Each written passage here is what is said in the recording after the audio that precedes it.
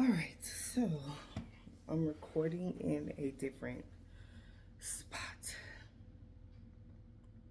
today. So I was sitting here trying to work on the lighting and all of that, and then I was like, should I go change my shirt? But guess what? It's nap time, so I'm not even about to do all of that. But what's up? How are you going? Krystal here with the T, and just a warning. I'm sitting by like my balcony door and a window, so it's a lot going outside of my apartment. I don't know, y'all probably can't hear it, but they're fixing things out there in the pavement. But so my tea today is going to be about just timing and am I going in the right direction? What season am I in right now? Like, what is going on in my life right now?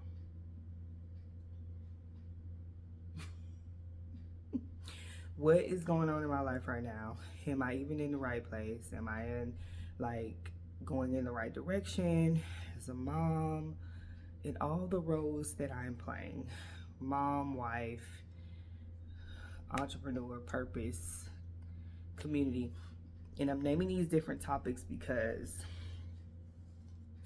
right now I am reading the 12-week year.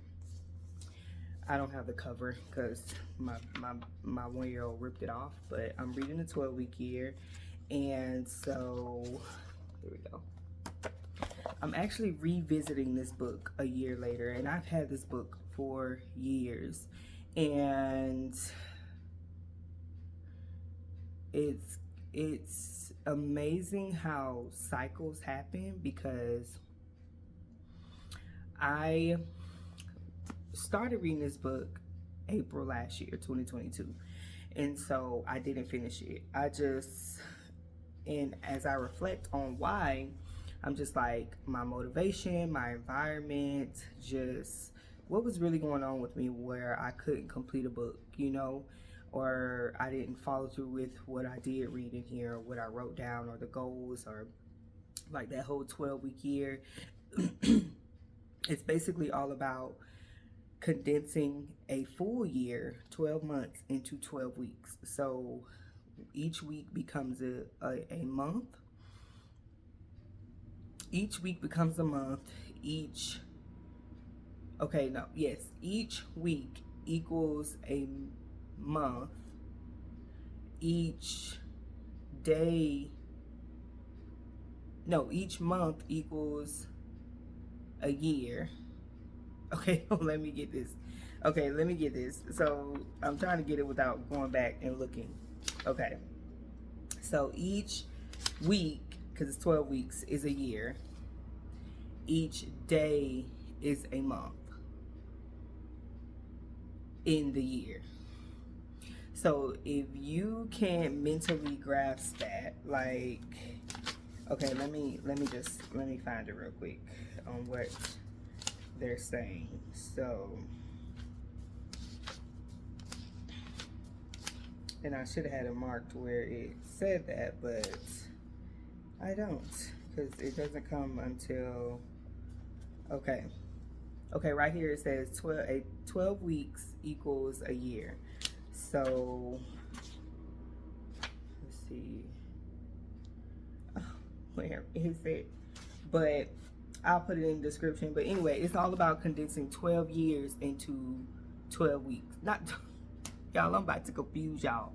12, it's about condensing a year into 12 weeks. So what you would do in a year, like how we make goals and things like that and feel like we have time to do things, and we take a year to do it. So say in January we're like, okay, we're gonna do this and set this goal and that goal, and I have until from January 1st until December 31st.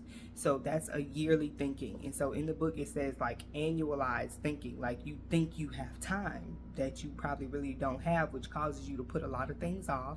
It causes you to get distracted. It causes you to put your focus on other things versus condensing that year into 12 weeks. So say for instance you say you want to make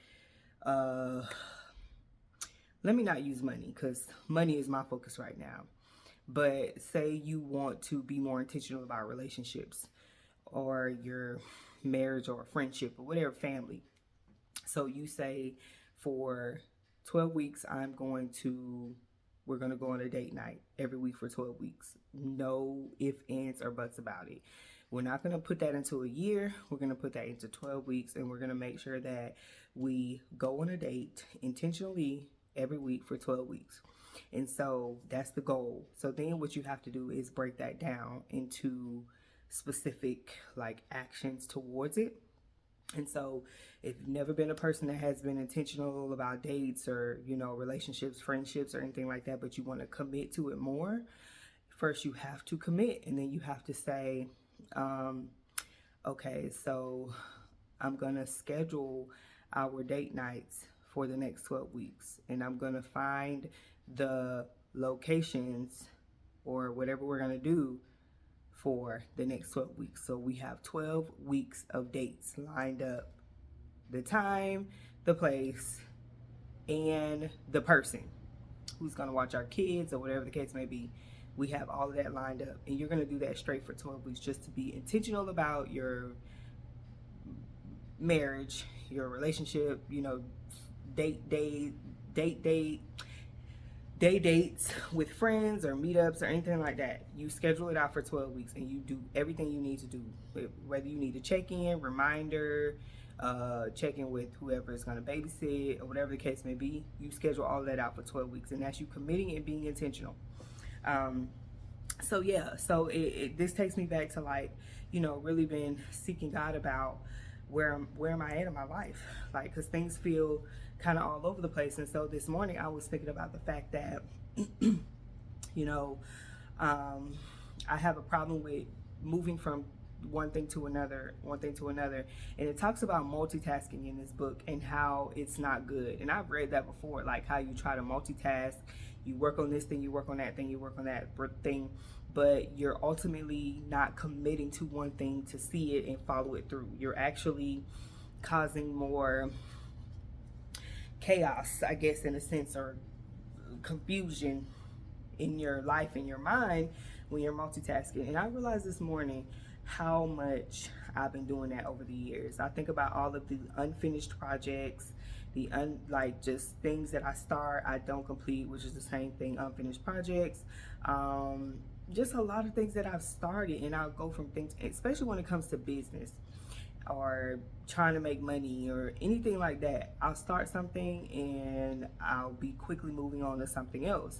And so this morning I realized that I was doing that this morning, not just with business stuff, but like in my house with my children, because I'm home with my two youngest children, my 3-year-old and my 1-year-old. And I find myself getting more and more frustrated every day. I'm feeling very unfulfilled. Okay. So my video just stopped. I got a new phone and there's some settings where it automatically does things, and I think I did something with my hand. But anyway, I'm feeling very unfulfilled. I'm finding myself becoming very just kind of frustrated with my life and unfulfilled, more in the sense of like my purpose and what I'm supposed to be doing, because I've been like a stay-at-home mom. I've been catering to a lot of people and their needs, and I'm just like, okay, it's about me. Like I need to put myself in a position to do something and feel fulfilled. And when I become used to living so all over the place that lately, since I've been trying to just grab a hold of stability in a foundation, now I have to go back and tear down all of this routine and the habits of just being all over the place. And so this 12-week yearbook is really helping me, because it's not that I don't know what I'm supposed to be doing and what I'm called to do, because I've had seasons and times of my life where I was doing what I know I'm supposed to be doing, and I can feel, even talking about it now, I can feel those moments of how I felt so fulfilled and how I saw the progress and how I was just making steps forward in it. And it's like I got a taste of it. And then I went back to like, what is life? You know, I've had that happen so many times. Not in the last couple of years, but um, I've had it happen. And I can definitely recall because I've, you know, when I was focused on something, I would be so focused and so persistent that I see the fruit from it. Like people were coming to me. For instance, like magazine interviews and being able to write for a magazine, and that was something that I wanted to check off my list. Having a mentor that was like doing exactly what I desire to do, have her come into my life and mentor me. I don't even like, I'm not gonna say I don't know how it happened because it was God, but it was like, man, that was so supernatural and divine. But at that time, I knew she came for a reason, to give me a taste of what life is, where I want to go, which is what she was doing. And, you know, for her to encourage me, man, she poured into me so much. Like we would get on the phone every week, and for like 45 minutes to an hour, sometimes past that, she would just pour into me. But one thing she would tell me is like, you have to get your house together. And I felt like that was the reason that, you know, God had her come into my life. Like I didn't have to go look for her. It was like, it was so. And for those of you who don't, like, her name is Sharita Humphrey. Look her up. She's like doing it right now and exactly what I want to do. But I know I have to take my steps to get to where she is. But she's like, she's known for financial coaching and financial literacy. And she was like the National Financial Educator of the Year, I think 2020 or 2021. She got a key to the city. Like she's been on the Breakfast Club, I believe. She's been on so many different things. She's like doing so many different things that I desire to do as a financial coach, just to be known in the financial world. So even when she came into my life, I believe that she came to speak into my life at that time to let me know, like, these are the things that you have to do. And you know what? I need to go back and find all of the notes that I, you know, wrote down that she gave and she poured into me. Because I always keep that in my mind. Like, she just like, you got to get your house in order. You got to be ready for this. You got to be ready for this. Like, she even told me things like, you got to keep your hair done. You got to, you know, always have that, you know, in a sense, that 5-minute makeup look. Be ready. Have these clothes. And she was just like, you never know what's going to happen as you progress. So have your house in order. That was like the main thing that I've taken from her.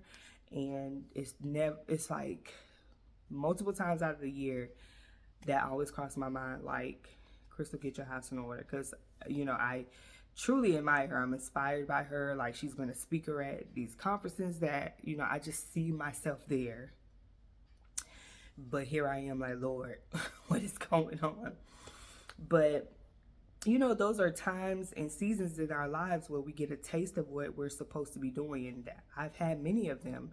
I've been invited to retreats to speak about money. And I'm just like, Lord, I mean, not having to pay anything and being just so, you know, God gives us a taste of things, you know, but every time I've had these things happen, it would always be times where I revert back, or God, I don't know, the Holy Spirit might be like, that's the taste of it, but I still have to bring you back to deal with this, and this.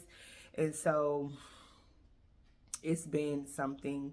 And even now, just, you know, having more children and discouragement and feeling like you're losing hope and things like that. So I question, like, okay, what's going on? You know, like, am I going in the right direction or no? And when you are going in the right direction too, there can be a lot of other things that show up, you know, like a lot of other things the enemy will throw at you: distractions, situations, people, financially, just a lot of different things to distract you from where you're going. And so I've had that happen too. And I'm becoming aware of all of that, but I'm still like, God, why does this feel so hard? Like I'm trying to push through something. Like I feel like I'm getting there, but I'm growing weary. And you know, I be admitting that to God. I'm just like, Lord, I'm tired. I'm tired. And obviously, the enemy wants you to quit because he knows that it's not about you. Like, it's about you because you're the one to break a lot of cycles and curses and break down a lot of walls and just change the trajectory and the narrative for your family, and even not just your family, but the people that you're called to, generations, like just millions of people be impacted by what you're called to do. And so it's gonna feel hard, but the Bible says, do not grow weary in well doing. And that's definitely one of the scriptures that I've been sticking to. And another one is Isaiah 24, I believe. I don't know the verse, but you know, not cast your cares upon me, for my burden easy, but that's one of them. But it's the one that says, you know, he'll give us perfect peace as long as we keep our eyes stayed on him. So it's about staying focused. And, you know, I'm just like, Lord. But at the same time, I'm still working, I'm still moving. And I also have to be mindful of, like, it's not about the way that I want to work and the way that I want to do things. It's about the way that he wants me to work and he wants me to do things. And it's not about being, okay, let me just say this, because I've always felt so unstable in life, like so unstable, and feeling like every time I try to work on something for me, there's something that always comes up where I have to put it on hold or focus on something else or somebody else. And so it's a lot of stopping and starting, and that gets very tiring too. But just know that I always have to tell myself that the work that I'm doing is still progress, right? So even in this book, I just read something that I marked it so I can share it. But it's chapter 10, still in the 12-week year, and it says greatness in the moment. And so there's the thing right here that says performing in the moment. Greatness is not achieved when the result is reached, but rather long before that, when an individual chooses to do the things that he knows he needs to do. And it also says an athlete becomes great not when she breaks a world record and wins a medal. That's when the world recognizes her, when she wins the medal. But in reality, the event is just the evidence of her greatness. The athlete achieved greatness months, perhaps years earlier, when she decided to run the extra mile, swim the extra laps, or to perform just one jump more. So even when I feel like I'm not in my time season, you know, when is it going to be about me, or when am I going to, you know, be shining and stuff like that? It's definitely about what we're doing in isolation. It's about, oh, God hiding us, you know, like God hiding us. And in a sense, it's like, you're my little secret, okay, for now, but this is what we're going to be doing until then, you know. And we can't discount the small beginnings. Those are the small beginnings that we cannot despise, because it's like, I've always wanted to do something and then get instant gratification, or instantly see some success, or instantly get something in return from it. But my perspective had to change to know that in these times and seasons when I'm working and I know I'm working, even when people try to come at you, y'all, my husband has tried to come at me, my parents, and I'm just like, whatever, not anymore. It's not meant for y'all to understand. I'm not explaining myself to y'all about what I'm doing, what I have going on, what I'm working on, because they want to see something from it, like some type of fruit from it. But I know the fruit that I'm seeing from it, right? So that's encouragement for you when you feel like you may not be going in the right direction or may not be doing the right thing, but then again, you know that God called you to it or told you to do it, and he's going to see you through it in a sense. And so I would even stop for things like that, and that would set me back so much, because I'm trying to make people that are close to me see what I see, or see what God showed me, or see the vision I have in my mind. And a lot of the times it's not going to be like that, and that can definitely mess you up for where you're going. And then you become confused, because you're like, oh, like, you're thinking about what other people are thinking of you. You don't want to lose that relationship. You don't want no friction. You don't want, but you know what? That's what's going to happen. You're going to have this resistance and this friction and all of this stuff, and you just have to be mindful of it. It's just like Nehemiah, as he's rebuilding. The two guys, the two homies that tried to show up, and was like, what you doing up there? You don't need to be doing that. Come down. You don't need to be rebuilding this right now. And then it's like, who told you can do that, right? And so, in a sense, it's like you have this vision and these big dreams and stuff like that, and you're going to have people come to you just when you picking up momentum and say, oh, who told you can do that? You're not supposed to dream that big. You're not supposed to have a vision like that. You're not supposed to do this. You're not supposed to think like that, right? And so these are the things that have happened to me that I have learned from, that has set me back when I was in those moments of momentum, and when I was being consistent and seeing the fruit and showing up all the time. And man, y'all, I've had times and seasons where I was just really consistent, like just posting and getting the word out there, and just, I was really focused. And now I'm just like, I can't seem to get back into that moment. And so I'm not always questioning, but I'm like, Lord, am I even doing the right thing right now?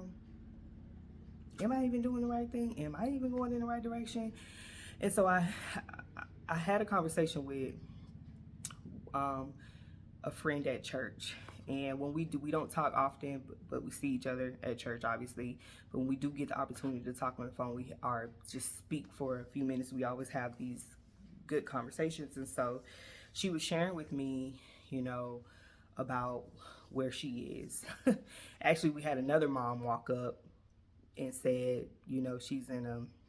she's surviving. And then so talking to this friend, and we were, just opening up a little bit, I guess. And she was saying like how she's in a season of I don't know. And I was like, I know, girl. I know exactly where you are in an I don't know season.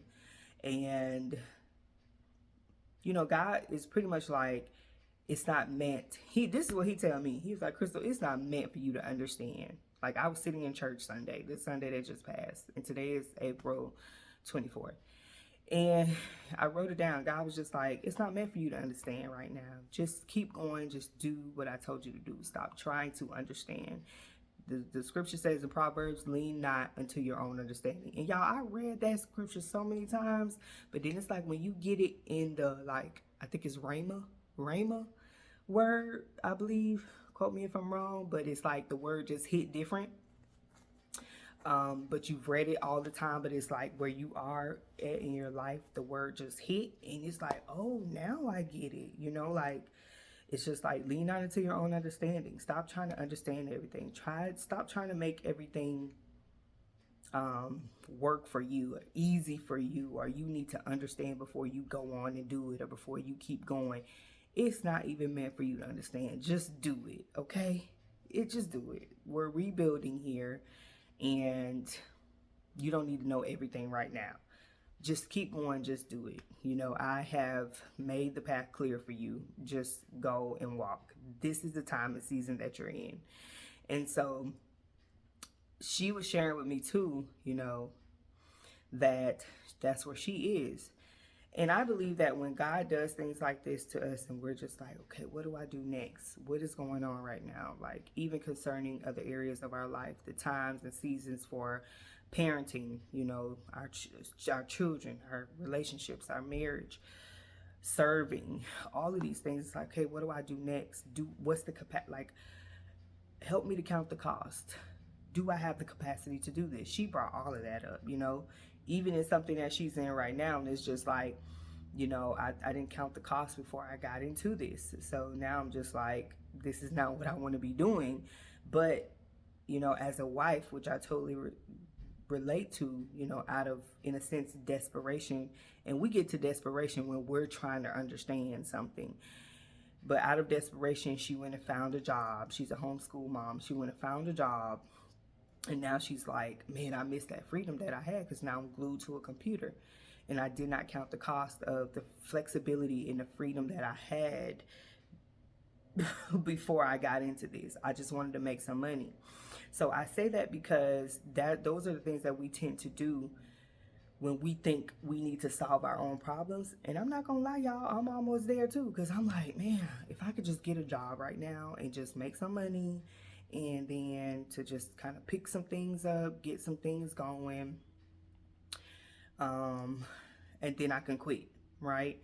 And so when she told me her experience, I was like, I think I needed to hear that before I get myself into something that not that I'm necessarily going to regret, but out of my own desperation and just wanting answers and wanting to understand things, feeling like I needed to solve my own problem instead of just allowing God to do whatever he's going to do. It doesn't matter what it looks like during this time or the season that I'm in, as long as I'm doing and trusting God and seeking him, So, but I'm there. I'm just like, Lord, I know you told me to do this, but can I just get a job so we're not in this situation anymore in our house? Or can I get a job just to kind of get some stability for myself and then go put more into that, because if I go get a job over here, then that money that I make over here can go with this too, to kind of help boost us, and that is not what God wants us to do. That's not what he wants us to do at all. He doesn't want us to help him. He just wants us to do and trust what he's telling us to do,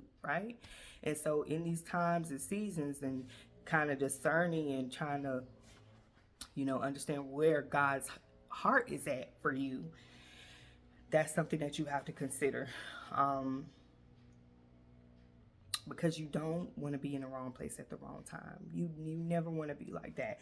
And I've been reading this book. Let me share this, and I'm gonna just bring this all together of why I'm on times and seasons and stuff like that, because I truly feel like God is talking to me about how I see time, how I perceive it, how I use it, how I've been using my time in the past, the time that was lost in a sense, because it's not that time was lost, because if you read the scripture, God works everything together for the good of those who love the Lord. It's like you may feel like you missed something, or you may feel like you're not going in the right way, or you're, delayed and stuff like that. And now it could be something that you need to pray against, but that's also something that you gotta just, recognize and be like, okay, no, this is delay because nothing is working out for me. I've done this and this didn't work. I'm still in the same place at the same time. So you have to be able to know where you're at in that too. But also, asking God to show me how I've been using my time. What am I supposed to be doing in this time? I always want to be in the right place at the right time. I want to be in divine timing. I want to be prepared for whatever it is that you're calling me to, but also help me prepare for the things that I've been praying for as well, but not outside of your will, in your will. Like, I want a house. Lord, we need a new vehicle because our family is big and they're growing. And I want it to be brand new, 2023, off the lot. Barely any miles on it. I want a 5-bedroom house. I want a yard. I want this. I want land. I want a farm. And it's like, Lord, prepare me for these things. But I don't want those things to become a distraction to what you want me to do. Now, those are other things that also come as distractions and can cause you to get off the path that you're supposed to be on. Because you could be living in a 3-bedroom apartment like me, but there's 7 people in your house, and so your kids are always constantly saying, when are we going to get a new house, and we need a bigger car, and maybe we can do this and do that. And then you hear your kids praying for a new house and a new car, and it's like, are you doing what you're supposed to be doing to do that as well, you know, see God move and stuff like that. And there's so many different things that can just cause you to grow weary. And being able to discern the time is very important, to know if you're in a season of building, if you're in a season of like grieving, like getting rid of old things, just shedding a lot of stuff, purging. Like, is this a season of harvest? Like, am I supposed to be harvesting what I've planted from the past? And y'all, I planted a lot of seeds. I've done a lot of things where I feel like, Lord, I should be seeing some kind of comeback from the seeds that I have planted over the years, the way that I've gave to people when I didn't really have it to give, you know, like providing for people and stuff like this. And I'm just like, when is it gonna be my turn? Because I need help. Where's my people? So anyway, so I've been reading this book in Kindle as well. I'm reading like 3 books, y'all, but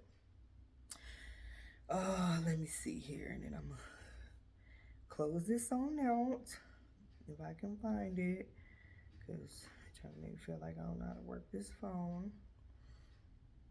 Okay, so I've been reading this book on Kindle called It's called Redeeming Your Timeline, Supernatural Skill Sets for Healing Past Wounds, Calming Future Anxieties, and Discovering Rest in the Now. And it's so good.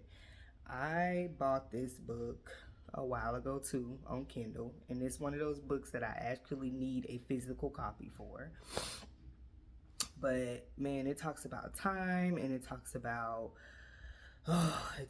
like what redeemed time is, what unredeemed time is, what linear time is, and circular or seasonal time is. So linear is like, you know, in the moment times, right? And being prepared for that. But circular or seasonal times is like seasons, right? So, you know, we live in seasons. We got spring, summer, winter, fall. Those are seasons, and we live in those seasons, and we have to know what is going on in that season. But we also have to make sure that we are doing what we need to do. Like now we're in spring, but what's coming next? Summer. So we can't do what we do, like the things that we do in the spring, we can't necessarily do in the summer. And let me give you an example, because right now we're in Georgia, and so this weather this year has been very interesting. Like last week, it was hot. It was like getting up to 85 last week. This week, it's cool outside. It's windy. It's like the high is like 65. And so we're just like, what is going on? Even during the pollen season, it was cold this year. And I'm like, the bees are out, the birds are chirping, and it's freezing outside. And they probably like, is this spring? This what spring is? Because last year it was not like this. So obviously springtime came, and we thought, oh man, we about to get this really nice weather, and now we can be outside more. And you know, people are like, let me get ready for these swimsuits, you know.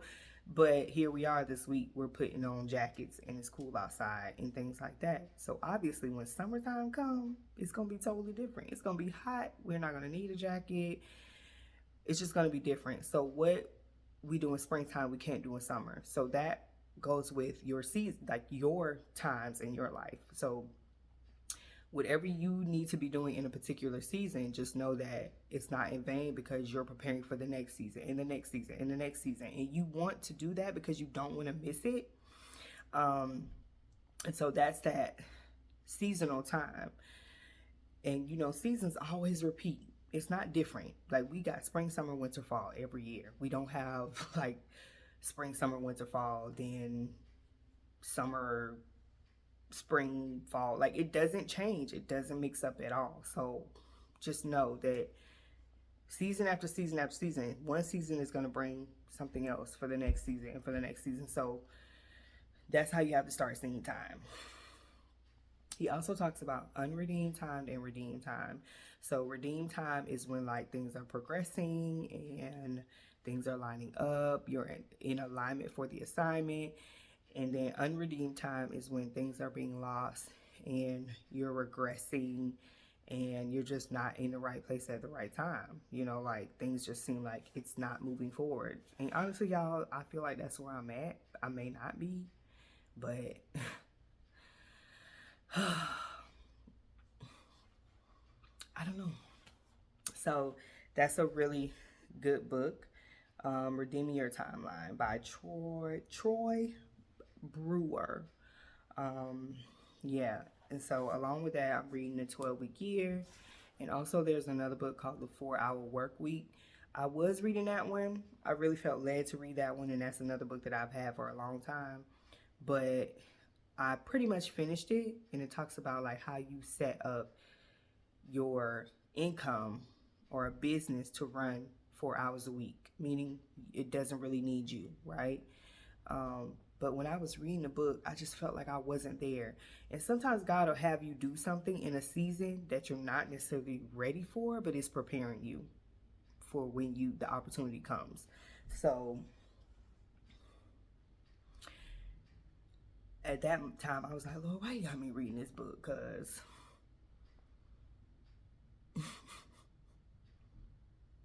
but we can make things more complicated than they really need to be. But I realized that, like, okay, 12-week years and 4-hour work weeks, Lord, what you trying to tell me? Okay, what are you trying to tell me? And at first, I didn't want to like settle with it because I'm just used to being all over the place, like I said. So I may start working on something in the morning, and by 2 o'clock, I'm working on something else, and then my kids come home, and I'm still trying to work and didn't get things done and stuff like that. So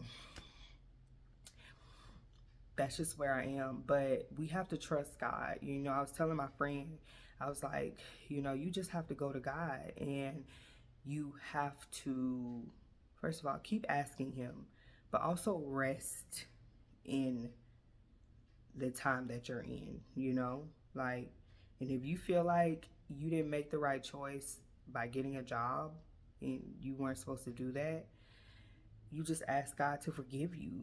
And you ask Him, like, if like, I'm not supposed to be in this right now, get me out. Get me out and forgive me for doing this out of my own will, you know? But it's a question that we always ask, you know, ourselves, because there are a lot of times, there's going to be seasons in life where we feel like, you know, what am I doing? Where am I going? Is this even right? And I do believe that that's a sign of a deeper root of something. So it's, you know, what needs to be fixed? Is there something broken? Is it time for a change? Lord, what are you trying to say? Is there something going on within me internally that needs to be fixed or surrendered, or let me pump my brakes? Am I going in the wrong direction? Like when things start to feel, and then it's like, Lord, is this the time for me to push through and keep pressing? So you have to ask so many questions for the time that you are in your life. And I just wanted to share that. That's where I am. That's my tea for today. But I related so much with her Sunday that it just really encouraged me to think about where I am and pull back all of the things that I don't need to be worried about or focused on right now. And so, what are some of the things that you know God is telling you to do right now that you have been resisting because you don't understand, or you just haven't buckled down on it? You're deciding when you want to do it, how you want to do it. Like, where are you right now in your life? What time and season are you in right now? And you have to really genuinely ask yourself that question. Where am I right now? What am I doing? Where am I going? Because I don't want to go the wrong way anymore. I don't want to go the wrong way anymore.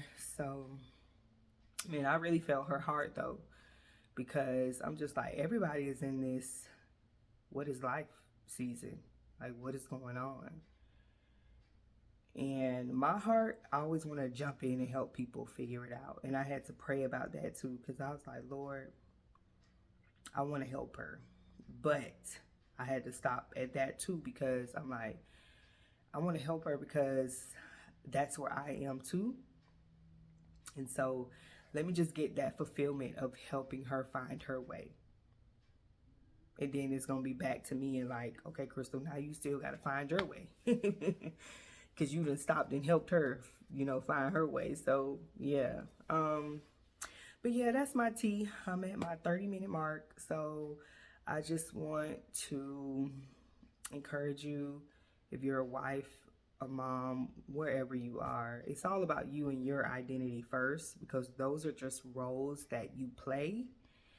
And if you're feeling unfulfilled, you know, just burnt out, frustrated, it's a sign, it's a signal, it's like a flag. Somebody done pulled the, what are those guns called? Were they the signal things? Yeah, that's what's going on in your life right now, like that signal.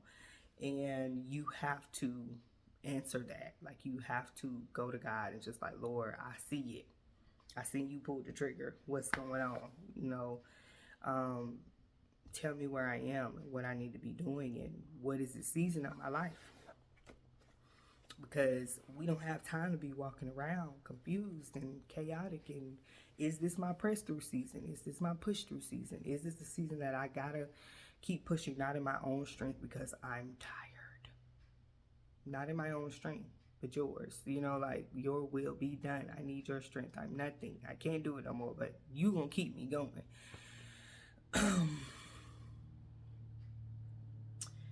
But that's it. Remember to be encouraged. Stay encouraged. Don't give up. Don't throw in the towel. And like, comment, share. Follow me on TikTok, Krystal_Clayton. You can also follow my nonprofit organization, Fearless Money Inc.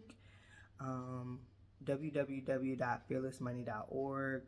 Identity recovery, encouragement, giving wives the keys to thrive in life and business through their faith and finances. So follow that. We're in development, but it's coming together. It's coming together. So that's all for now, and I'll be back with some more tea. See y'all.